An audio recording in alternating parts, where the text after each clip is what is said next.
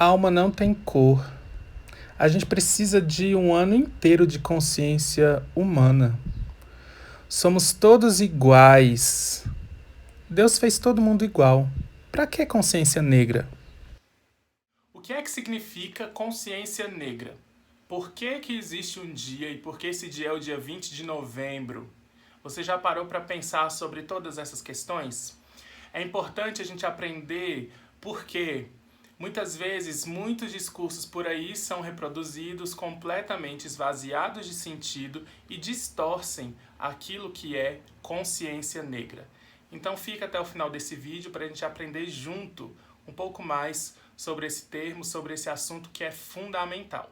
Não é novidade, pelo menos eu espero que não seja, porque ainda existem pessoas negacionistas, que o Brasil passou por 400 anos por um processo de escravização das pessoas pretas.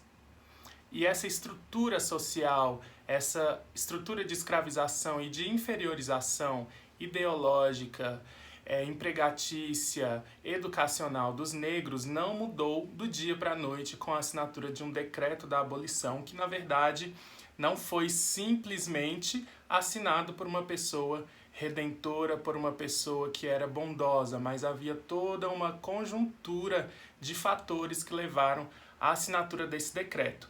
Dentre esses fatores, inclusive, a grande pressão dos movimentos negros de resistência que sempre existiram. E é fruto desses movimentos que advém esse processo chamado hoje de consciência negra. Se a gente for resgatar um pouco da história desses movimentos negros no Brasil, a gente vai ver que ali na década de 70 e 80 surgiu como pauta muito grande e como representante dentro dos movimentos negros brasileiros a representação na figura de Zumbi dos Palmares, que foi um líder quilombola dentro do Quilombo dos Palmares e foi então um representante, passou a ser um representante muito importante, muito significativo em relação à luta do povo negro e também em relação à possibilidade do povo negro trazer as suas próprias narrativas a partir da sua visão e não mais a partir da visão dos colonizadores. O primeiro ato dos movimentos negros no dia 20 de novembro, que teve o maior significado, se deu no Rio Grande do Sul, em Porto Alegre, com uma marcha organizada pelo Grupo Palmares, lá do Rio Grande do Sul, em 1971. Então essa data começou a ser pensada como um dia que poderia ser um símbolo da luta e da resistência da população negra às agruras e a todo o processo de escravização e mesmo ao pós-escravidão, sem as devidas condições para romper as estruturas racistas que ficaram a partir da sociedade escravista. Então, a partir desse momento, começaram a surgir várias marchas por todo o Brasil, no Rio de Janeiro, em São Paulo, que levavam o nome de Zumbi e levavam essa data do 20 de novembro de forma significativa para fazer pensar sobre a resistência e sobre o legado do povo negro dentro do Brasil. E aí tem nomes, né, como Abdias do Nascimento, Lélia Gonzalez, dentre vários outros, que tiveram um papel muito importante dentro dessas marchas e trouxeram à tona a questão da consciência negra. Mas a consciência negra é uma ideia que tem uma influência muito maior do que o contexto brasileiro. Por quê? Na mesma época, a África do Sul passava pelo processo do apartheid. E o apartheid, né, demanda aí uma outra discussão, um outro aprofundamento, mas o apartheid era um sistema de divisão em que pessoas brancas e negras eram legalmente separadas na África do Sul por conta simplesmente da sua cor. Então, negros eram considerados cidadãos de segunda classe, eles não podiam entrar em determinados lugares e também não tinham acesso à educação, dentre várias outras restrições, várias outras segregações que aconteciam dentro da sociedade. Então é nesse contexto da África do Sul, em meio ao apartheid, que surge o conceito de consciência negra formulado por um jovem Steve Biko. Steve Biko foi um ativista contra o apartheid, contra a segregação, e ele lutava então por várias questões ali dentro desse processo todo. Steve Biko foi assassinado aos 30 anos, em 1977, justamente por conta de ser um ativista contra o apartheid, né, contra esse sistema todo de segregação. E ele deixou como legado, além da organização que ele teve com vários outros estudantes, essa ideia de consciência negra que acaba influenciando, então, dentro dessa época, o contexto da luta do movimento negro brasileiro. Então, o que era consciência negra para Steve Biko? Era o reconhecimento do racismo e das consequências do racismo no ser negro. Ou seja, uma consciência do que é ser negro em uma sociedade racista. E essa consciência passa, logicamente, por toda a questão da opressão histórica, por toda a ideia de introjeção do ideal branco dentro da subjetividade negra e todo o processo de sofrimento causado por isso. Ao mesmo tempo, a consciência negra também é um reconhecimento da sua própria história, do seu próprio valor, em contraposição a todo esse sistema opressor. É o reconhecimento da sua cultura, é o reconhecimento da sua beleza. Então, consciência negra, para o Steve Biko, é um conceito muito profundo e muito forte, que não pode ser deslocado das condições sociais e que se dá na mente, no pensamento do ser negro dentro desse processo de segregação. Steve Biko definiu o que é consciência negra nesse livro aqui, Escreva o que eu quero, que é, na verdade, né, um compêndio de várias ideias do Steve Biko, vários textos dele. Então eu vou ler aqui esse capítulo que traz o que é consciência negra, a definição de consciência negra. Eu vou ler alguns trechos para que a gente tenha, de fato, né, essa referência com o que realmente ele quis dizer com esse termo. Em nosso manifesto político, definimos os negros como aqueles que, por lei ou tradição, são discriminados política, econômica e socialmente como um grupo na sociedade sul-africana que se identificam como uma unidade na luta pela realização de suas aspirações. Tal manifestação, para nós, tem 2 pontos. Ser negro não é uma questão de pigmentação, mas o reflexo de uma atitude mental. Ou seja, não é que ele está dizendo que o branco pode ser negro, né? Quando ele fala que é uma questão, que não é uma questão de pigmentação. Mas que, na verdade, ser negro, de fato, é compreender mentalmente o que é ser negro. Ou seja, né, já tem um caminho aí do que é a consciência negra. Pela mera descrição de si mesmo como negro, já se começa a trilhar o caminho rumo à emancipação. Já se está comprometido com a luta contra todas as forças que procuram usar a negritude como um rótulo que determina a subserviência. E ele continua. A partir dessas observações, portanto, vemos que a expressão negro não é necessariamente abrangente, ou seja, o fato de sermos todos não brancos não significa necessariamente que todos somos negros. Existem pessoas não brancas e continuarão a existir por muito tempo. Se alguém aspira a ser branco, mas sua pigmentação o impede, esse alguém é um não branco. E aqui, né, o Biko vai muito nessa ideia de que não adianta você ter a pele pigmentada, ter melanina na sua pele, ser preto de pele, mas não ter uma atitude mental que entende o que é ser negro na sociedade. Os negros verdadeiros, são os que conseguem manter a cabeça erguida em desafio, em vez de entregar voluntariamente sua alma ao branco. Assim, numa breve definição, a consciência negra é, em essência, a percepção pelo homem negro da necessidade de juntar forças com seus irmãos em torno da causa de sua atuação, a negritude de sua pele, e de agir como um grupo, a fim de se libertarem das correntes que os prendem a uma servidão perpétua.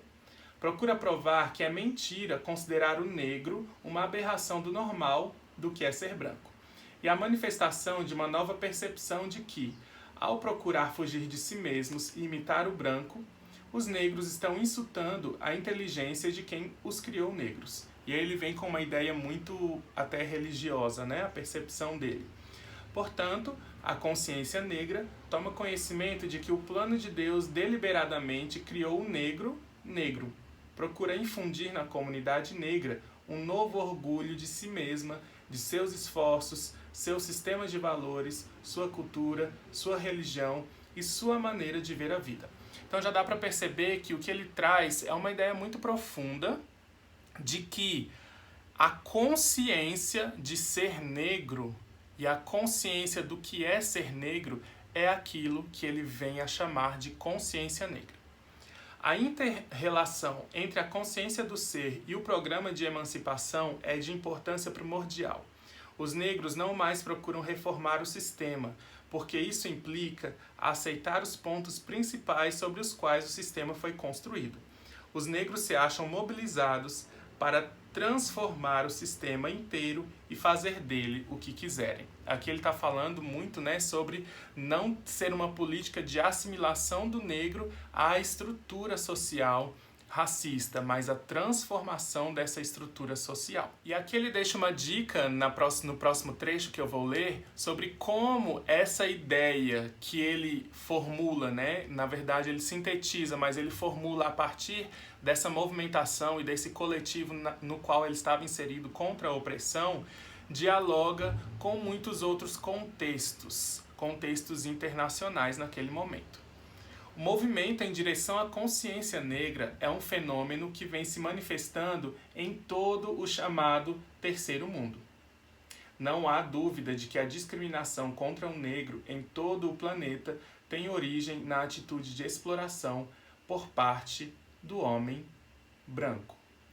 E aí ele traz então essa ideia de que a consciência negra é uma consciência que não se limita àquele contexto. E essa ideia do Steve Biko, ela vai ter muita reverberação aqui no contexto dos movimentos negros brasileiros, porque havia uma admiração muito grande da luta do povo negro na África do Sul, que apesar de ser um outro contexto, uma outra história de opressão, não foi como a escravidão aqui no Brasil, foi um outro processo, mas há uma inspiração muito grande do movimento brasileiro em relação a essas lutas internacionais. Aqui ele vai dizer um pouco sobre qual é o objetivo da consciência negra, que é produzir como resultado final do processo pessoas negras de verdade, que não se considerem meros apêndices da sociedade branca. Então ele traz aqui no fim desse texto: sempre existe uma interação entre a história de um povo, ou seja, seu passado, e a fé em si mesmo e a esperança em seu futuro. Temos consciência do terrível papel desempenhado por nossa educação e nossa religião, que criaram entre nós uma falsa compreensão de nós mesmos.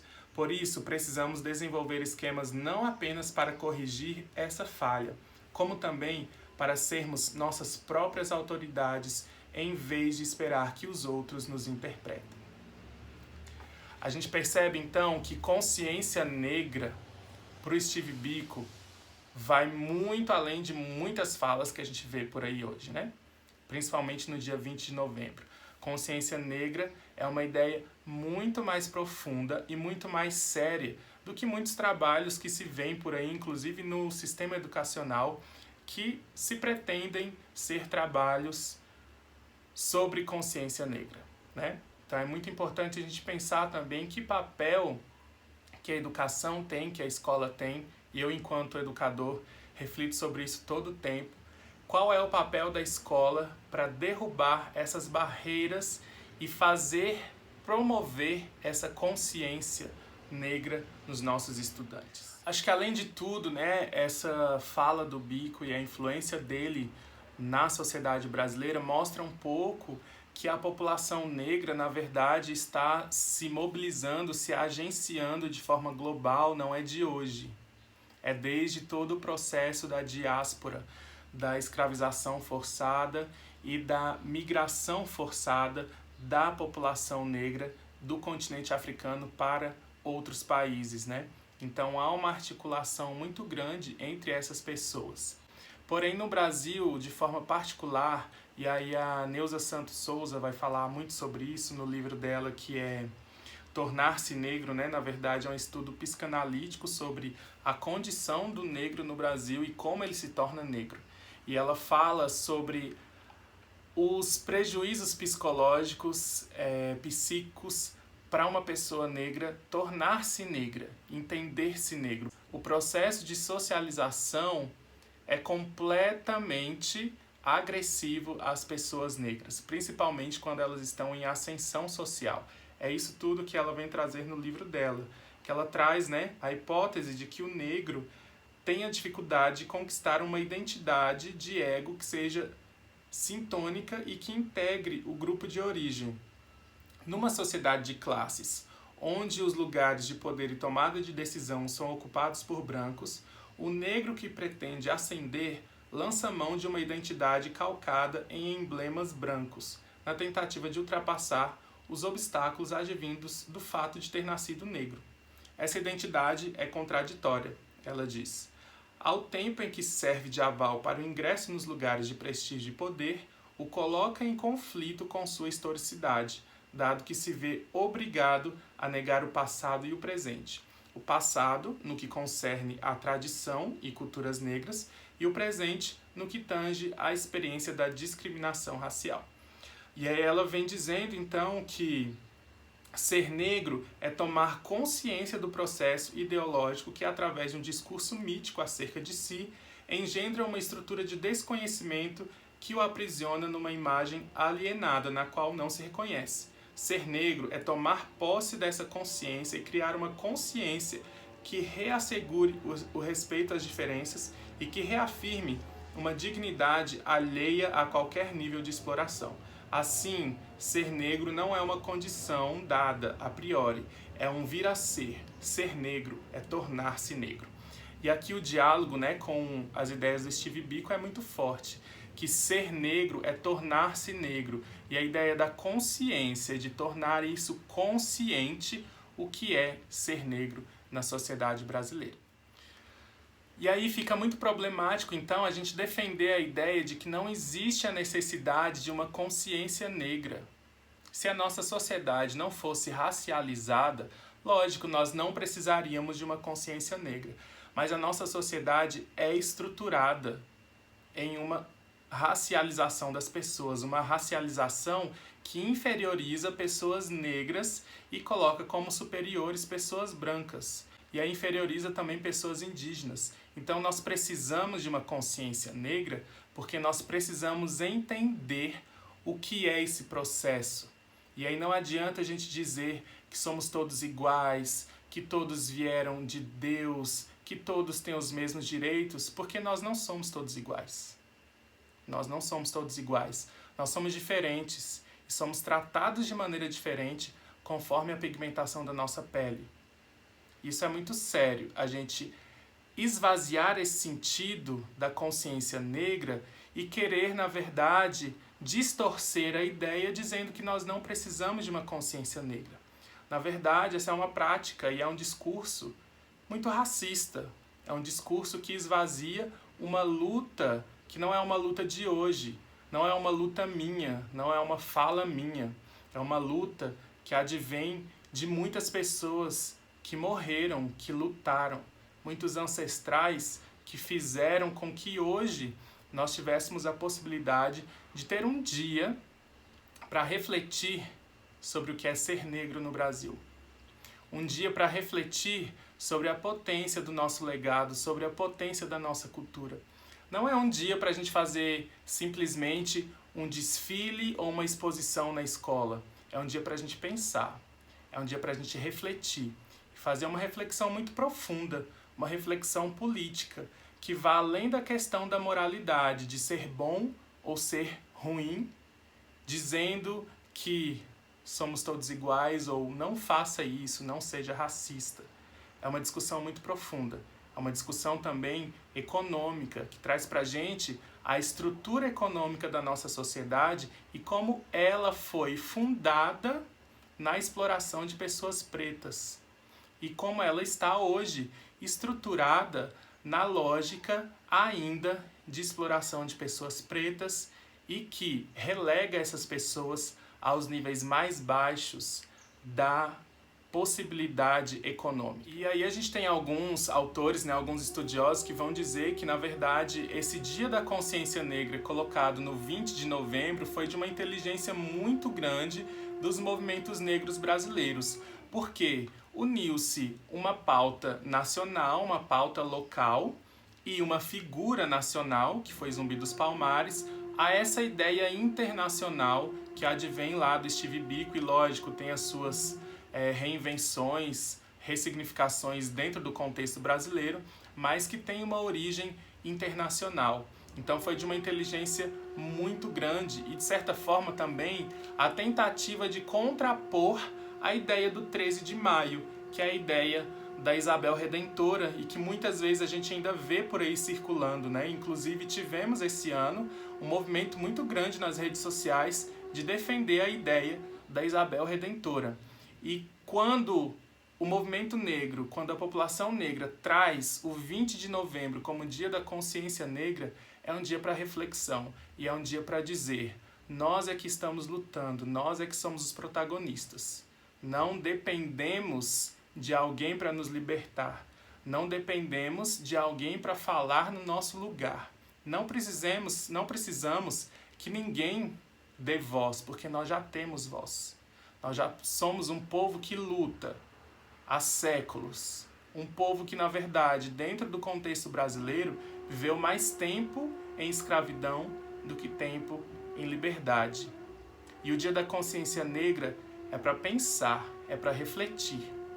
E a gente que é preto, a gente que tem consciência do que acontece, não tem volta. Quando a gente tem consciência, todo dia é dia de consciência negra. Porque todo dia a gente vê as coisas erradas, todo dia a gente reflete, todo dia a gente pensa, e isso é dolorido, mas ao mesmo tempo significa que a nossa luta não para e não se reduz a um dia, não se reduz a um 20 de novembro. Essa é uma luta que está todos os dias.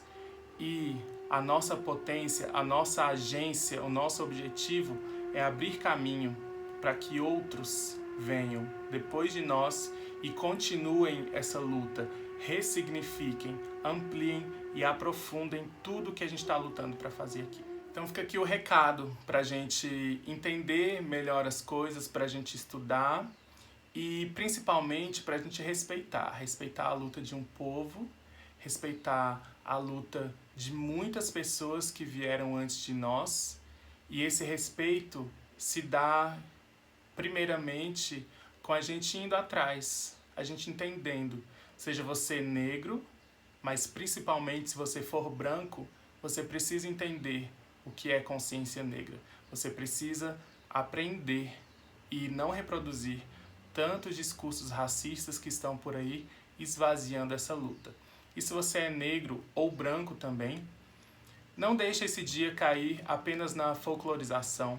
Não deixe esse dia cair apenas na moralidade, em dizer que certa atitude é errada ou certa e não enxergar as coisas a partir de um prisma que te faça ver que essa questão racial no Brasil é uma questão estrutural. É uma questão que vai além das atitudes individuais. É lógico que não se desconsideram essas atitudes individuais, mas que vai muito além disso. E a gente precisa transformar a estrutura. Enquanto a gente não tiver uma transformação no Brasil que pense a questão racial, a gente não vai ter uma transformação de fato que a gente precisa.